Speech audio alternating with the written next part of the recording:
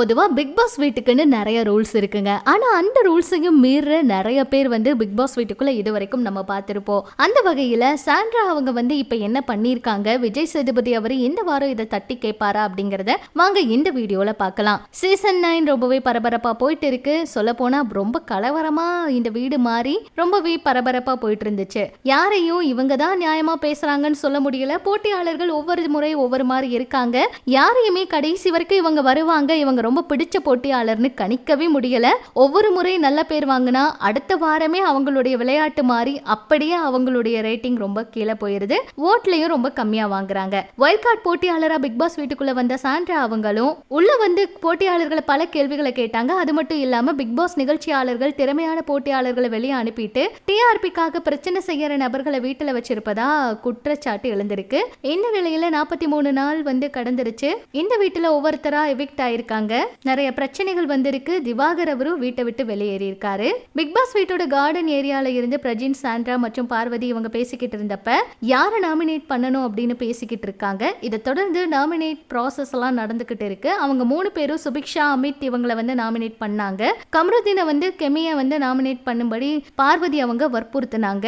அவங்களும் கெமியை வந்து நாமினேட் பண்ணாங்க. இப்படி வந்து நாமினேஷன் ப்ராசஸ் வந்து போயிட்டு இருந்துச்சு. பிக் பாஸ் வீட்டுல பார்வதி அவங்களோட சேர்ந்துக்கிட்டு பிரஜின், சாண்ட்ரா, திவ்யா இவங்க விளையாடிக்கிட்டு இருக்காங்க. இப்ப பிக் பாஸ் வீட்டுக்கு வர்றதுக்கு முன்னாடி பார்வதியை வந்து நாங்க கண்டிப்பா கேள்வி கேட்போம் அப்படின்னும், உள்ள வந்ததுக்கு அப்புறம் பார்வதி அவங்கள பயங்கரமா கேள்வி கேட்டும் இவங்க வந்து விளையாட்ட ஆரம்பிச்சாங்க. ஆனா இப்ப வந்து பார்வதி அவங்க கூட ஃப்ரெண்ட் ஆயிட்டாங்க, குரூப்பிசம் பண்றாங்க அப்படின்னு சொல்லலாம். யாரை நாமினேட் பண்ணணும் அப்படிங்கறத இவங்களே டிஸ்கஸ் பண்ணி நாமினேட் பண்றாங்க.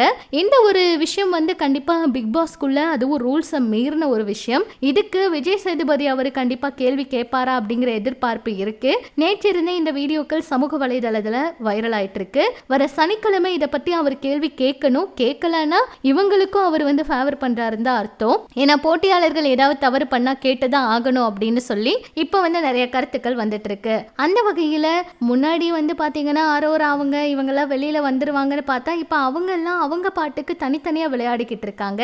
ஆனா ஒரு சிலர் வந்து நல்லா விளையாடி கடைசியில வந்து சரியா விளையாடாம இந்த இடத்த வந்து மிஸ் பண்ணிக்கிட்டு இருக்காங்க.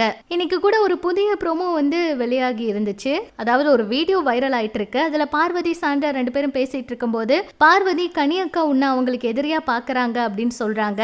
அதுக்கு சாண்ட்ரா அது அவங்க நினைச்சுக்கிறாங்க, எனக்கு எதிரியா இருக்க கூட தகுதி இல்ல அவங்களுக்கு அப்படிங்கிற மாதிரி சொல்றாங்க. இதெல்லாம் பார்த்த நெட்டிசன்கள் சாண்ட்ரா அவங்க வர வர வந்து இப்படி எல்லாம் பண்ணிட்டு இருக்காங்க, திவாகர் இடத்த வந்து அவங்க நிரப்புவதா கருத்தெல்லாம் தெரிவிச்சிட்டு இருக்காங்க.